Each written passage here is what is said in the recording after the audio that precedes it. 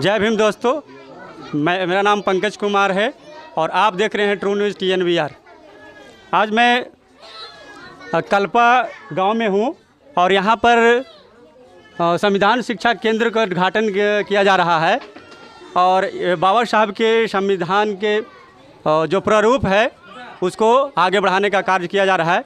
और ये कार्यक्रम जो हो रहा है त्रिलोकी जी के देखरेख में हो रहा है।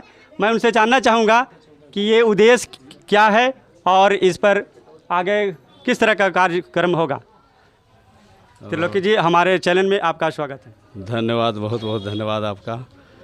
एक्चुअली ये केंद्र है बिहार के उन नौजवान, उन प्रबुद्ध जन के एक सोच का ये है जो बिहार में वैसे बस्ती या जिसको हम लोग वंचित, शोषित, दलित, पीड़ित के नाम से हम लोग वो बच्चे जो कहीं ना कहीं स्कूल से बाहर हो चुके हैं, वो बच्चे जो स्कूल जाना नहीं चाहते हैं, वैसे बच्चों के लिए प्रबुद्ध जनों के संगठन के कारण, प्रबुद्ध जनों के सोच के कारण हम लोग एक संविधान शिक्षा केंद्र स्थापित करते हैं स्लम बस्ती में और प्रयास करते हैं कि वो बच्चा जो छूटा हुआ है वो कम से कम स्कूल से जुड़े। और जो बच्चा स्कूल से जुड़ने में आनाकानी कर रहे हैं उसी बच्चे को 1 घंटा स्कूल से पहले या 1 घंटा स्कूल से बाद बैठा करके हम लोग शिक्षा देते हैं उसको। इसमें प्रबुद्ध जनों का खासा योगदान रहता है और युवा का बहुत बड़ा सहयोग रहता है। जानना चाह रहे हैं कि ये युवा जो लोग हैं, यहाँ के जो प्रबुद्ध लोग हैं, उनके कुछ नाम और बताएंगे कि जो ऐसे आप लोग के साथ दे रहे हैं। सिर्फ यही कि इसमें डालो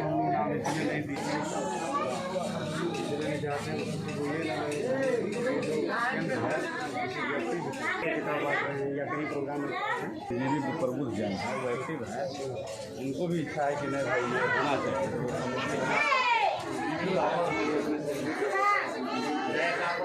जी, बहुत अच्छा लगा कि जहानाबाद में ऐसे प्रबुद्ध जन बहुत हैं ऐसे, जैसे श्री लखन प्रसाद चौधरी हो गए और श्री सुनील कुमार चौधरी हो गए या पंकज कुमार हो गए। इन तमाम लोगों का ही सहयोग है कि ये सेंटर जहानाबाद के कल्पा गांव में स्थापित की गई है।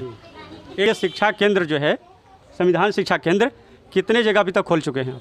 सर, हम लोग का प्रयास है कि हम इसको संस्थागत रूप नाम न दे करके, मैं चाहता हूं कि ये ब्रॉड रूप ले, ये हर वो व्यक्ति का आवाज़ बन जाए जिससे जो कहीं ना कहीं बाबा साहब का रिजर्वेशन का फ़ायदा ले करके अपने आप को उस जगह पर स्थापित किए हैं जहां एक बेहतर व्यक्ति, बेहतर सभ्यता वाले लोग रहते हैं।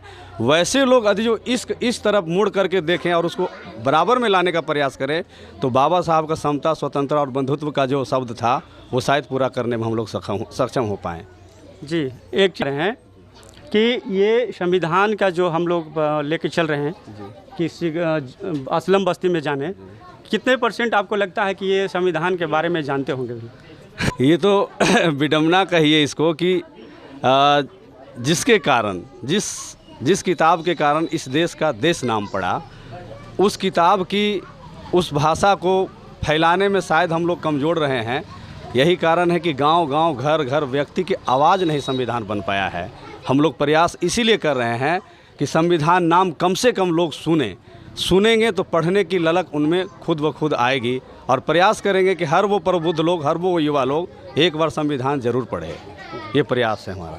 हाँ, तो शौचालय के लिए कोई तो शिक्षक की भी व्यवस्था किए होंगे? जी, यहाँ पे हम लोग एक स्वयंसेवी तैयार करने की प्रक्रिया में हैं। हम लोग चाहते हैं कि गांव के ही कुछ युवा ऐसा हो जो खुद कहे कि हम पढ़ना चाहते हैं और कहीं ना कहीं वो पैसे के कारण या आर्थिक तंगी के कारण वो नहीं पढ़ पाते हैं। तो हम लोग प्रयास करते हैं कि प्रबुद्ध जन मिल करके ही उसको जो भी हो, 500 रुपया हो या 200 रुपया हो या 1000 रुपया हो, उसको मदद करके उसका पढ़ाई आगे बढ़ाए और वो खुद लड़का अपने समुदाय के बच्चे को आगे बढ़ाने में अपना योगदान दे।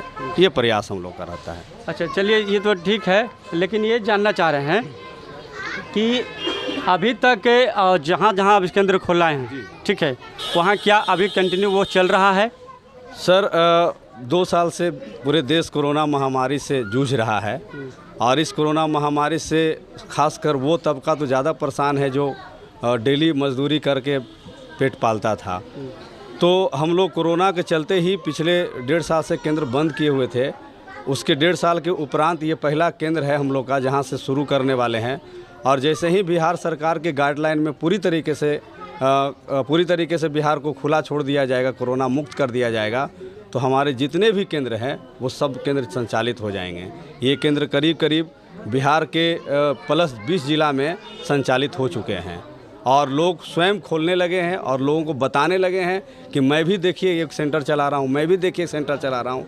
तो मैं उनको एक शब्द में कहता हूँ, कोई भी नाम हो, नाम का कोई मतलब नहीं है, सिर्फ जो बाबा साहब का मूल भाव था, जो कहने का उनका उद्देश्य था, वो पूरा हो किसी भी स्थिति में, और देश एकजुट हो और देश शिक्षा के रूप में आगे बढ़े जो वंचित रहा है। अच्छा प्रयास है त्रिलोकी जी का, इनके टीम का। और मैं इस कहूँगा कि ये असलम बस्ती में जिस तरह से बच्चों का जो शिक्षा को आगे विकास किया जा रहा है, आगे बढ़ाने का कोशिश किया जा रहा है, ये बहुत ही बेहतर प्रयास है और ऐसे ही हर एक जगह होते रहना चाहिए। और ऐसे असलम बस्ती में हर एक जगह जहाँ जहाँ भी शिक्षा का केंद्र खोलना है, वैसे असलम बस्ती में जहाँ पे बच्चों को दूर दूर पढ़ने का व्यवस्था नहीं है, वैसे में ऐसे जब प्रयास होना चाहिए कि बच्चा हमारा जो विकास करे, शिक्षा केंद्र को आगे बढ़ावे।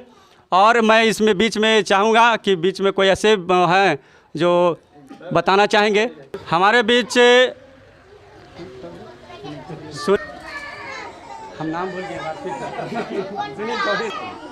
अभी हमारे बीच सुनील चौधरी जी हैं। मैं इनसे जानना चाहता हूं कि ये शिक्षा केंद्र खोलने का मेन उद्देश्य क्या है। जी, शिक्षा केंद्र खोलने का तो उद्देश्य हम लोग का ये है कि हमारे समाज में खास करके कुछ लोग जो हैं विकास की धारा से पीछे रह गए हैं। विकास का धारा मतलब शैक्षणिक विकास की धारा से बहुत पीछे छूट गए हैं। और हम ये चाहते हैं कि निस्वार्थ भावना से जो समय मेरे पास है वो समय दे करके ये जो पीछे छूटे हमारे नौनिहाल बच्चे, जो वंचित बच्चे हैं, उनको समान धारा में लाएं ताकि हमारे कदम से कदम बढ़ा के चले। ये कल के भविष्य हैं जो पीछे छूटते जा रहे हैं, इनको देखने वाला कोई नहीं है। और अगर हम भी नहीं देखेंगे तो फिर ये बहुत पीछे चले जाएंगे। मेरा मुख्य मकसद है, मेन मकसद है कि हमारे समाज के जो भी वंचित बच्चे हैं, समाज में हमारे समाज के जो वंचित बच्चे हैं, पढ़ाई लिखाई से दूर होते जा रहे हैं, उनको हमको पढ़ाई लिखाई के मुख्य धारा में लाना है। उनको मानसिक विकास करना है, सामाजिक विकास करना है, शैक्षणिक विकास करना है। इसके बाद और सब विकास धीरे धीरे स्वतः हो जाएगी। मेरा बस यही कहना है। एक चीज़ हम ये जानना चाहेंगे कि यहाँ पे आप देख रहे हैं कि जो असलम बस्तियाँ हैं वहाँ पे बहुत ही गरीब फैमिली के बच्चे रहते हैं। तो क्या उन लोगों के लिए आप अपने स्तर से या शिक्षा, ये संविधान शिक्षा केंद्र के माध्यम से वो बच्चों को कॉपी किताब या और भी कुछ दिया जा सकता है या देते हैं? हम लोग इस शिक्षा केंद्र में ये सलम बस्ती के जो वंचित वर्ग के बच्चे हैं, वंचित बच्चे हैं, उनके लिए हम लोग ये खास करके ये नवयुवक नौकरी करने वाले अपने श्रमदान से इनको इस कार्यक्रम में जो वंचित बच्चे हैं उन लोगों को किसी प्रकार का कुछ देना नहीं पड़ेगा। हम लोग उनके गार्जियन से बस 2 घंटा मांग रहे हैं कि मेरे शिक्षा केंद्र में आप 2 घंटा अपने बच्चों को दीजिए और जितनी भी व्यवस्थाएं होगी, कलम किताब कॉपी, जो भी संसाधन की ज़रूरत पड़ेगी, हम लोग मिल बैठ करके, हम लोग आपस में वैचारिक करके इनको आपूर्ति कराएंगे। हम लोग का मेन उद्देश्य इनकी शिक्षा पे है। उस जो भी संसाधन की कमी होगी, यहाँ तक कि जब बच्चे आगे बढ़ते जा रहे हैं, 4th-5वीं क्लास में हो जाएगी, तो इनको आवासीय विद्यालय, अम्बेडकर आवासीय विद्यालय में हम लोग नामांकन कराएंगे और धीरे धीरे इनकी जो भी शैक्षणिक व्यवस्था में समस्या आएगी, हम लोग उसको समाधान करने का हर संभव प्रयास करेंगे। बढ़िया प्रयास है और इस तरह का कार्यक्रम हमेशा होते रहना चाहिए। और मैं अब लखन चौधरी सर, बोलिएगा। रेडी। अभी आप देख रहे थे हमारे साथ में हमारे साथी पंकज कुमार थे, जिन्होंने यहाँ के जो भी इस मिशन से जुड़े हुए लोग थे उनका बाइट ले रहे थे।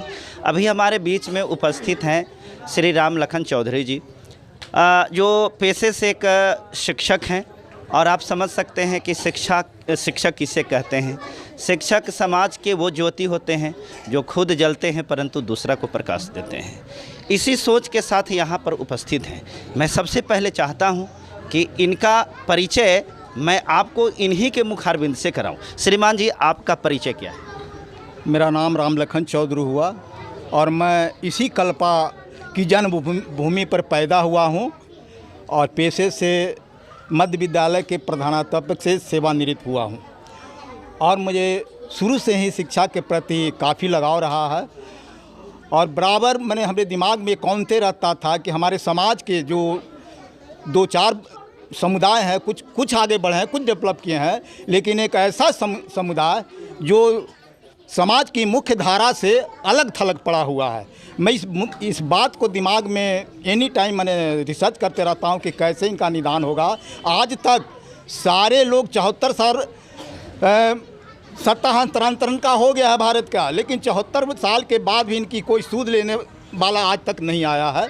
तो मैंने सोचा कि जब तक हमारे समाज के लोग ही सूद नहीं लेंगे तो अन्यथा कोई दूसरे सूद लेने ही आएंगे। इस दृष्टिकोण से मैंने शिक्षा केंद्र का विचार रखा और संविधान शिक्षा केंद्र का खोलने का योजना बनाई और इस योजना से मेरा संकल्प है कि जितने भी ननिहाल बच्चे हैं उनको मैं संसाधन सहित शिक्षा उपलब्ध कराऊं योग्य शिक्षकों द्वारा। और मैं यह भी संकल्प लेता हूं, घोषणा करता हूं कि जब तक मेरी ज़िंदगी रहेगी मैं इस शिक्षा केंद्र को गोद में रखूंगा।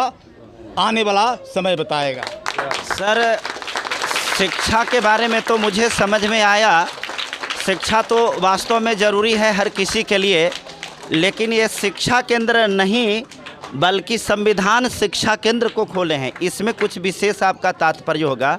हम इसके बारे में जानना चाहते हैं कि ये संविधान शिक्षा केंद्र क्यों खोले? हाँ, संविधान शिक्षा केंद्र इसलिए खोला गया कि आज हमारा भारत का जो भी शासन प्रशासन है संविधान के माध्यम से संविधान से चल रहा है। तो इस माध्यम से हमारे लोग बच्चे को संविधान के बारे में भी जानकारी दी जाएगी। और दूसरी बात, ये स्लम बस्ती के बच्चे ही नहीं, किसी भी समुदाय के बच्चे इस केंद्र में आकर के शिक्षा ग्रहण कर सकते हैं।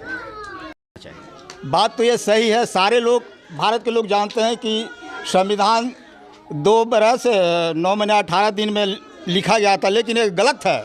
सत्य यही बात है कि बाबा साहब 4 महीना 20 दिन में संविधान को लिख दिया था। ये सही बात है, शायद सारे लोग को जानकारी न भी होगी, लेकिन अब है संविधान के द्वारा ही आज जितने भी हमारे अधिकार मिल रहे हैं। आप इस रूप में जो देख रहे हैं मीडिया वाले हमारे पैंट शर्ट में जो है बड़े बड़े महलों में है, कार पर घूम रहे हैं, ये बाबा साहब का दिन है। ये बाबा साहब लंबी लड़ाई के चलते जो है सही हम लोग को लोग बताते हैं कि बाबा साहब एक खास समुदाय के नेता हैं, इसके बारे में क्या कहते हैं? नहीं, ये तो गलत कहना है। बाबा साहब तो पूरे इंडिया नहीं पूरे वर्ल्ड का नेता है, वर्ल्ड स्तर का नेता से। अगर वर्ल्ड नेता है, पूरे दुनिया के नेता हैं, तो इसको कैसे आप व्याख्या करेंगे? ये भारत में जो है स्वर्ण हिंदुओं का शासन है और स्वर्ण हिंदू ये नहीं चाहते हैं कि दलित वर्ग जो है से आगे बढ़े और इनकी विकास हो। इनकी विकास होगा तो हमारी महानता जो है कम जाएगी, इसलिए वो नहीं चाहते हैं कि विकास हो। और यही कारण है कि संविधान को नष्ट करने के पीछे लगे हुए हैं। लेकिन कमियां हमारी लोग में है, संविधान के बारे में जागरूक नहीं हो रहा है। खास कर ये जानना चाहिए कि आज जो भी मिल रहा है या मिला है ये संविधान के बदौलत मिला है। अगर संविधान नष्ट हो जाएगा तो हो सकता है आज के पूर्व कई हजार वर्ष पूर्व हमारे पूर्वज ने कमर में झाड़ू बांधी थी, गले में हांडी लटकाई थी, तो हो सकता है वो दिन आने में देर नहीं होगी। बहुत बहुत धन्यवाद सर, आपने अपने बेबाकी से बात को रखा, इसके लिए धन्यवाद। जय हिंद, जय भारत।